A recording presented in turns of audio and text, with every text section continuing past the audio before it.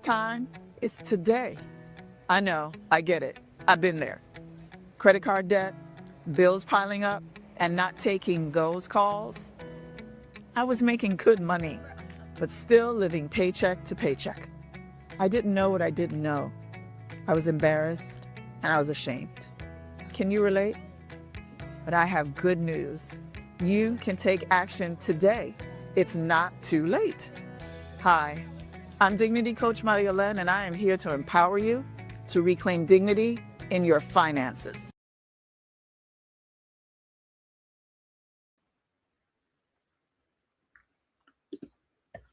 Hello there.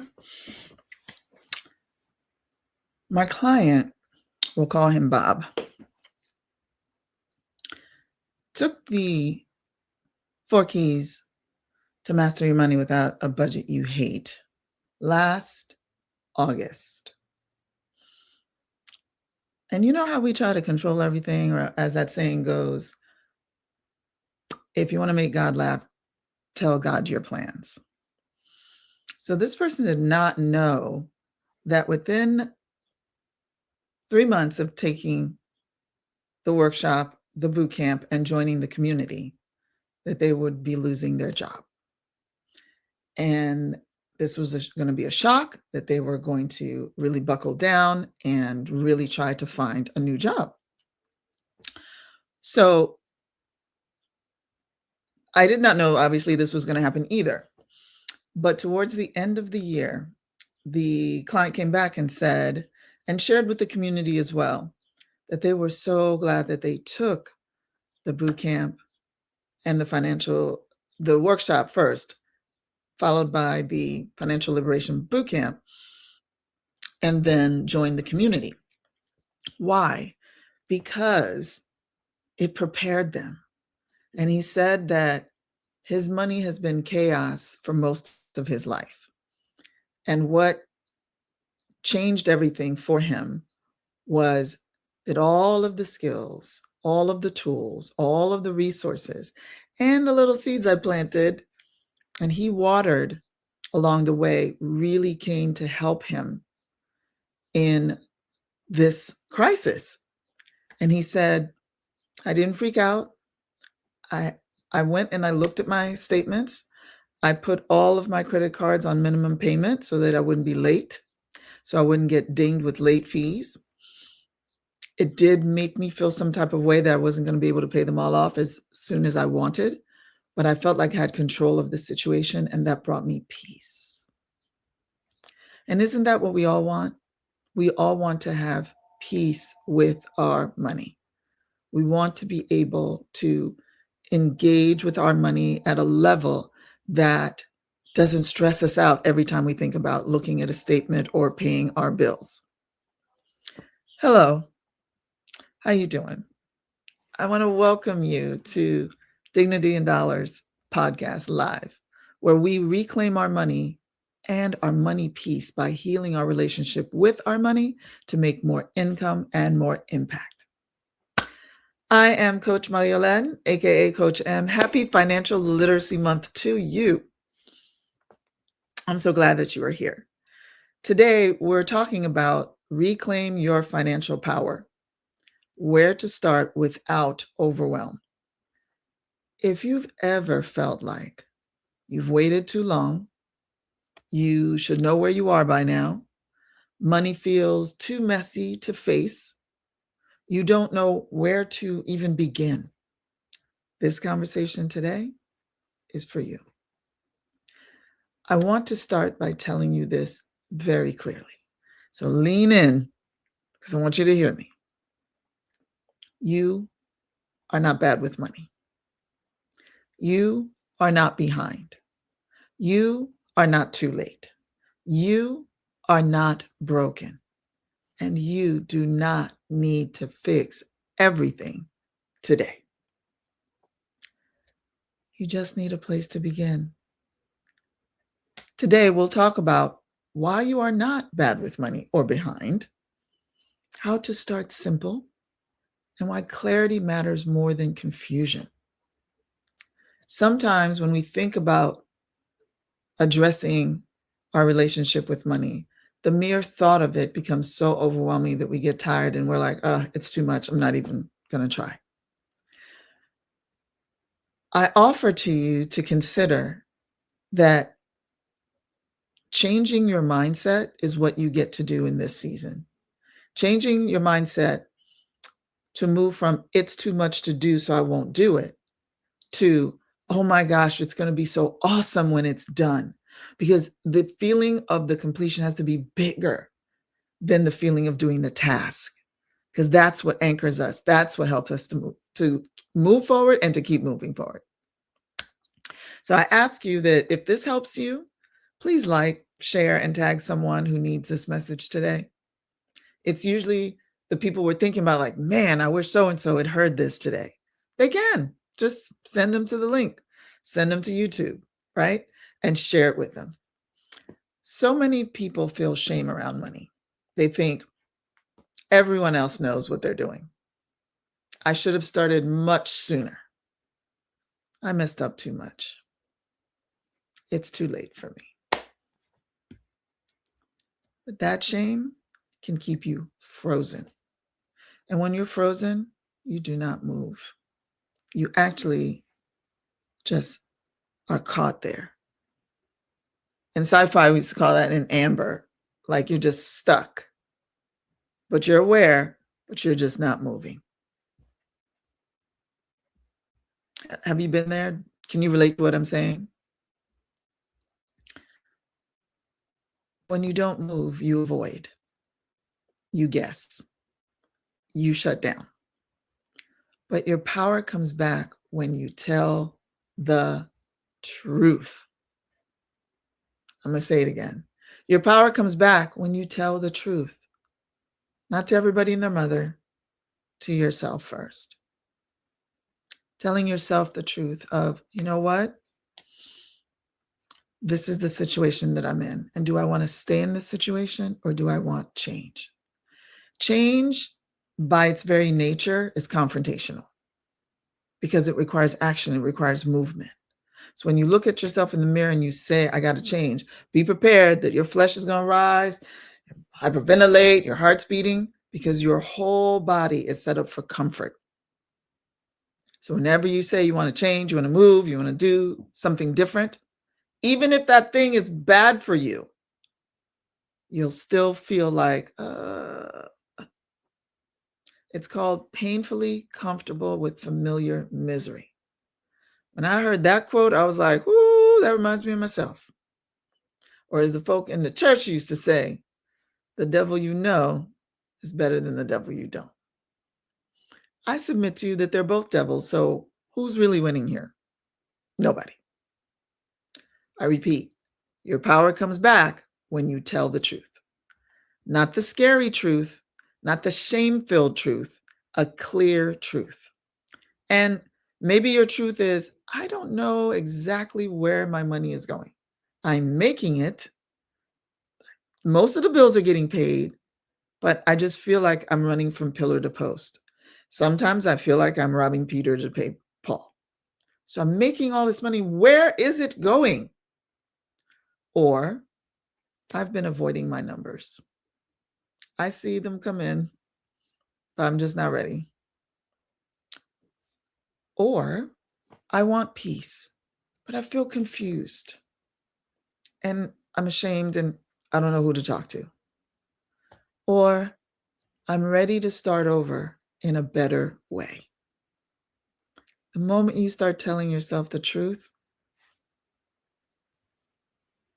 the pressure comes down. And this is important too. The truth is not a failure. The truth is a beginning. I'm sure you've heard it said, the truth will set you free, but it'll piss you off first. This is the thing we have to get over. We already know. Who doesn't know about their money situation and their relationship with money? If I pulled 10 people off the street right now and said, is your relationship with money good or is it bad or is it neutral? Every person would have an answer for me.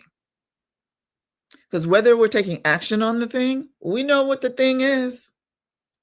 So truth is not a failure. It's a beginning. It's a baseline. It's a, I need to know this first before I do anything else. So I want to share some statistics with you because again, this is not a, oh, I'm the only one going through this. So let's ground what I'm saying here in a few real numbers.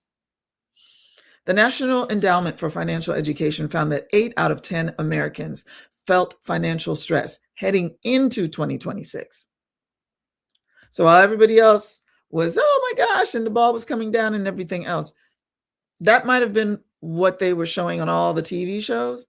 But even those people, like the million that were at Times Square in New York, trust me, they were like, I know that at midnight, there's no magic fairy dust, there's no reset button, there's no Men in Black pen that's going to come and bloop, bloop, everything changes. What we do feel is hope.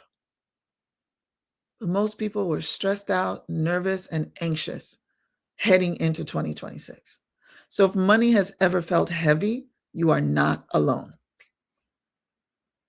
Bankrate reported that 58% of US adults have the same amount of emergency savings or less than they had a year ago. Some people don't have any emergency savings. So if folks had less than they had a year ago, that means many people are still trying to catch their breath financially. The usual recommendation that I used to make now 10, 15 years ago was 3 months. But in this climate, around COVID time and post-COVID, I started suggesting 6 months. Now I'm suggesting a year because statistics show that most folks, it takes a year plus, sometimes 2 years to find a job once you've left a job, once you've been furloughed, once you've been let go, once you've been downsized. So having your money in order is the best thing that you can do for yourself. It is not saying, oh my gosh, this is the last $20 I'm going to have, this last $2,000 in my savings. So I'm going to hanker down. No, this is the time to make some good investments in financial literacy, in workshops, joining communities, so that you can learn what your options are for saving, investing, and where you can put your money so that your money will work for you, and how to create a strategy that will allow you to pay down your debt and then allow you to move forward with the funds that you do have and that you can compound on that. And who doesn't want that, right? The Consumer Financial Protection Bureau says that financial well-being means your financial life gives you security and freedom of choice. Whew.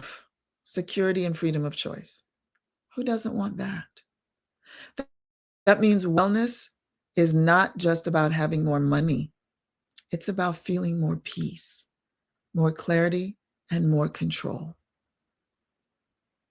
I wish y'all were all here with me because I'd be like, raise your hands, put it in the comments.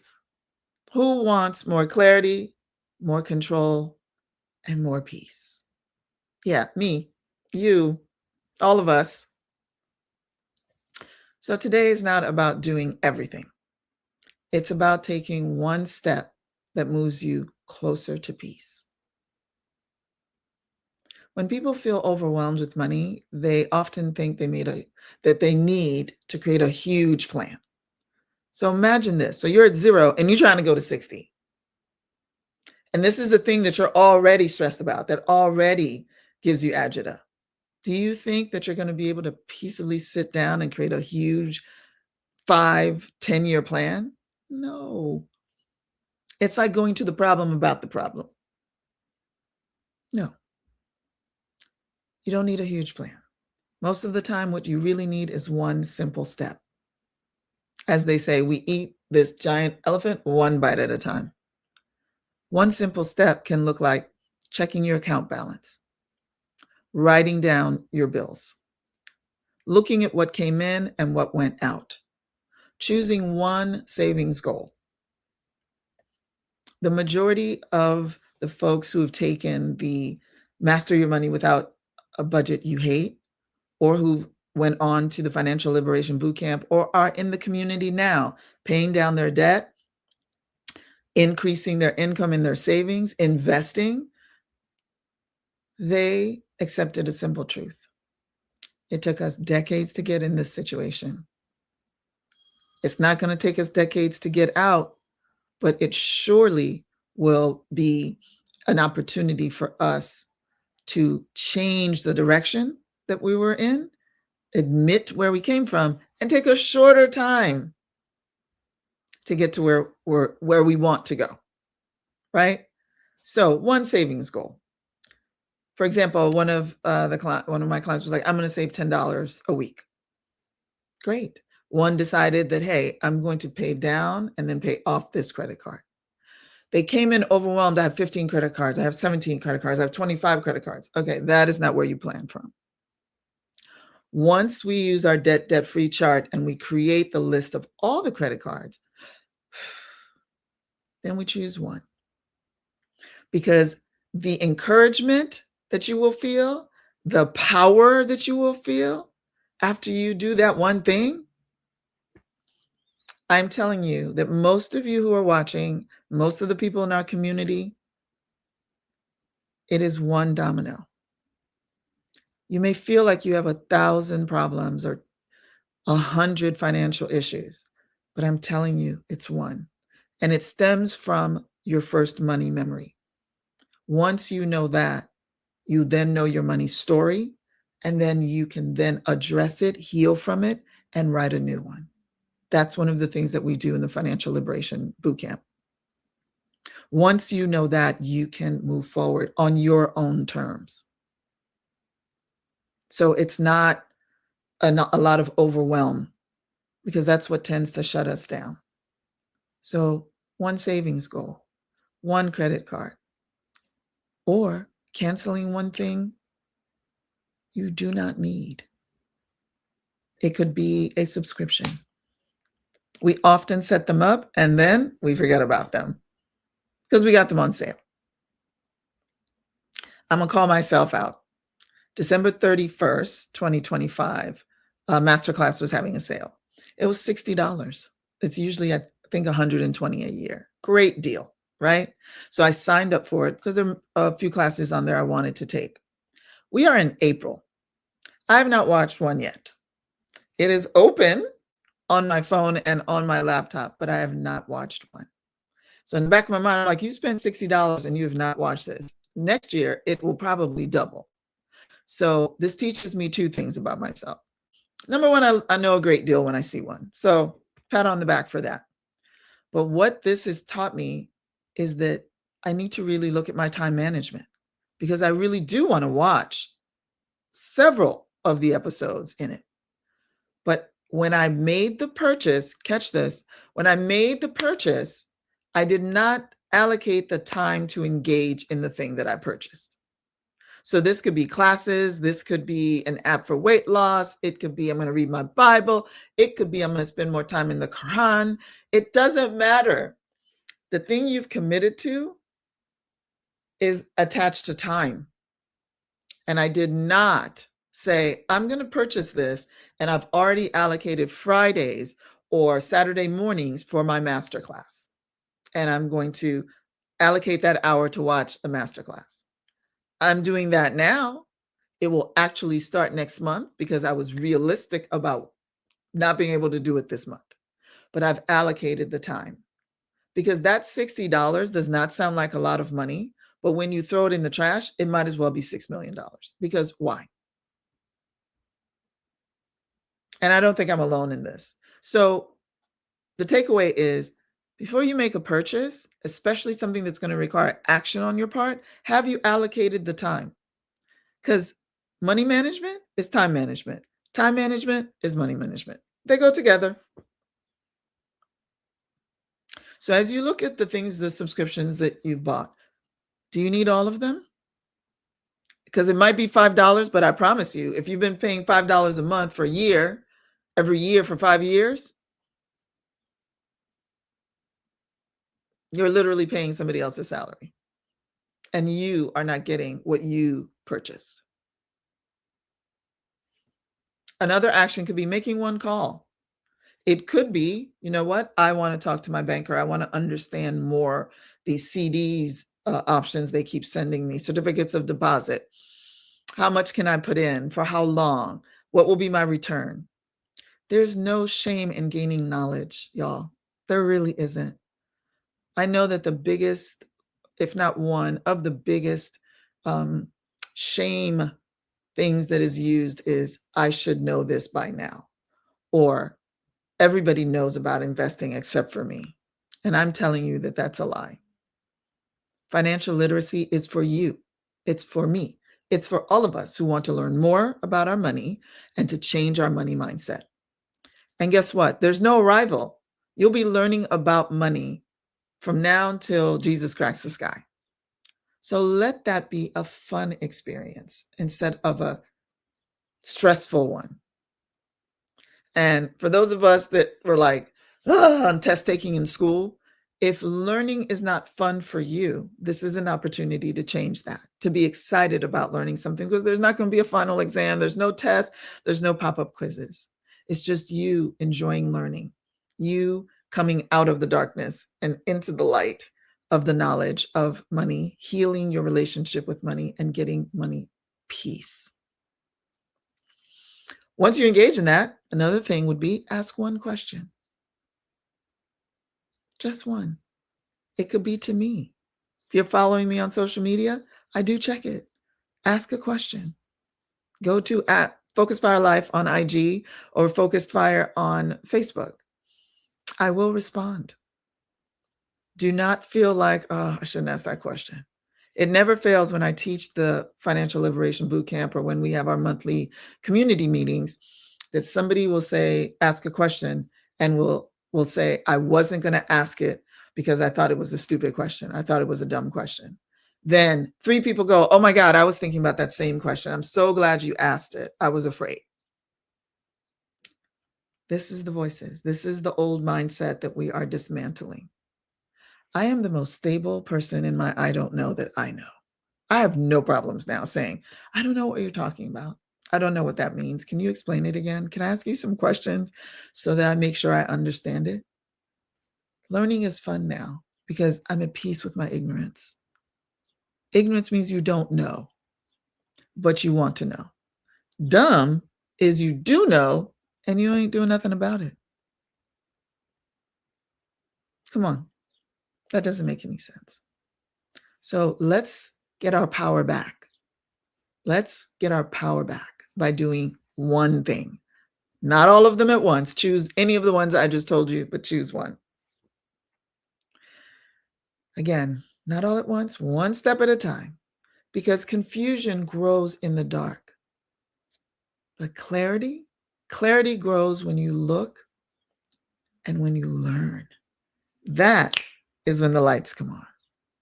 You will love learning. I'm telling you, if you give this financial literacy thing a chance, you will see that it is not as horrible as you thought it was. I promise you'll be like, oh my God, I didn't die. Yeah, you didn't. If anything, you've come back more to life because now you have knowledge, which will allow you to make better decisions. And if this is you by yourself, awesome.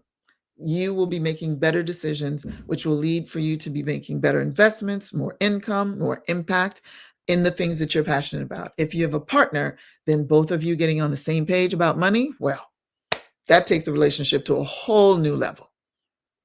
And if you have children, then it's what about the legacy? How are you teaching them about how to manage money? I say this every episode, and so this is the moment for me to say it again. Here are the 5 things you're supposed to do with money. Make it, save it, invest it, give it, and spend it. Spend is last. And spend is last for a reason, because if you make it and then you spend it, saving it, investing it, and giving it to causes you're passionate about, not going to happen. That's the L. So as you do that for yourself and your children are watching and they're like, oh, and they're sponges, promise you, they're watching you all the time. So if you choose to do that, you'll pass it on down to them and you will normalize financial literacy for generations. I encourage you to do that.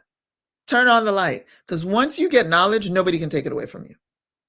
So you do not need a perfect spreadsheet today. You need one honest next step. A lot of people stay stuck because confusion feels safer than truth. And I'm telling you, it is a lie. It is a false sense of security. You may feel secure, but you are not. It's like when Whoopi Goldberg said in Ghost to what was her name? Okay, I'm kind of drawing a blank. Demi, but her name was Molly, I think. In this, she was like, "Molly, girl, you in danger." And I'm telling you, y'all, if y'all don't address this financial literacy, get some, and have a hard come to Jesus conversation with yourself, y'all in danger. You in danger. I'm talking to you, but you don't have to be. Here is what confusion can sound like.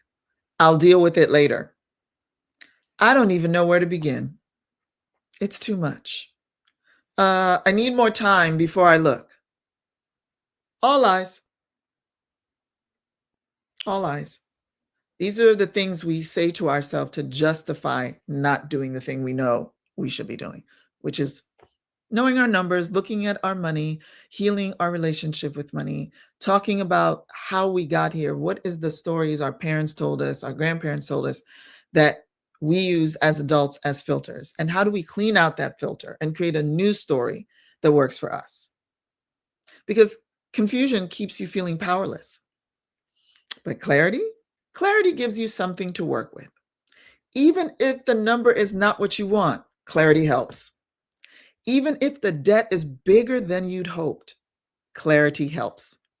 Even if you're starting over, clarity helps. Because once you know what is true, you can make a plan. And let me say this too. Clarity is kind. It's kind. That's you giving yourself grace. That's you being kind to yourself. Ignoring your money may feel easier in the moment, but it usually creates more fear. Looking with compassion is being kind to yourself and helps you heal your relationship with money. Here are 3 simple actions you can take today. Pause and tell the truth.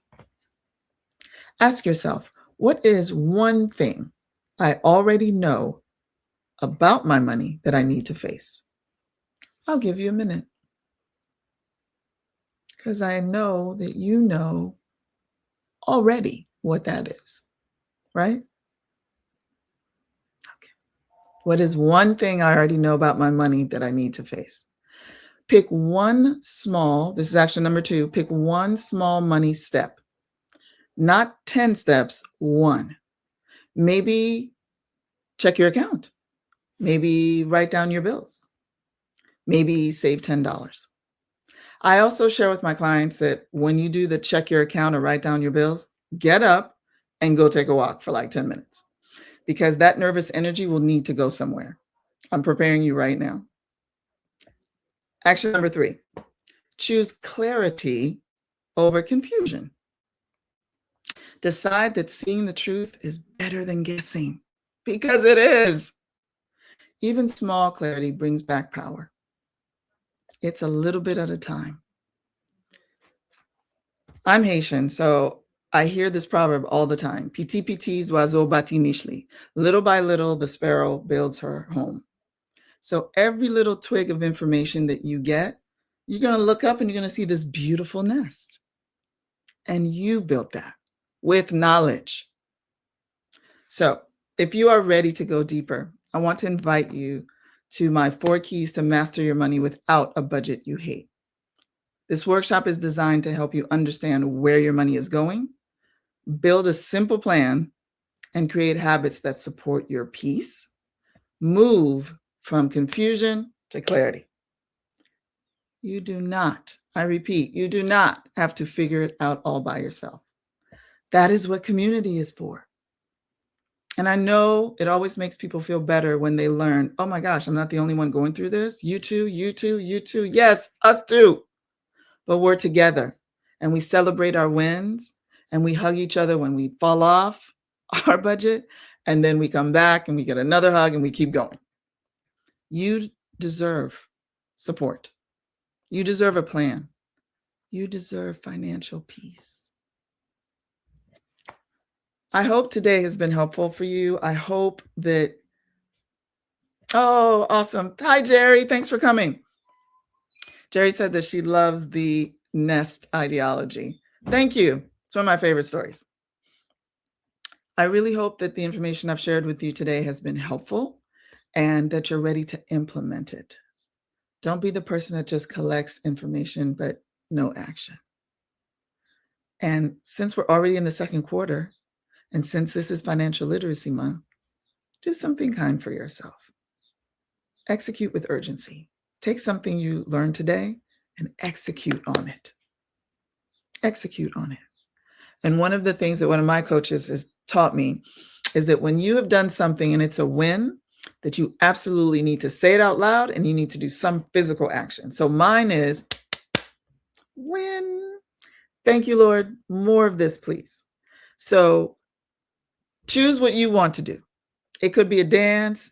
It could be a sing, whatever it is that you want to do. It could be the house clap. For those of y'all who are house music heads like me, choose something because celebrating your wins is good for your health. Thank you so much for being with me today on Dignity and Dollars. If this message helped you, please share this live, tag someone who needs encouragement, and follow Focus Fire on IG. It's at Focus Fire Life. And on Facebook, it is Focus Fire. So that's easy. And if you want to join the workshop, just go to focusfire.life and sign up on the contact. And I will let you know when the next workshop is going to be. I will say, though, also, we are also doing something amazing this year called Different by December. And this, definitely sign up. Go to the website. All the details will be sent. It's going to be amazing.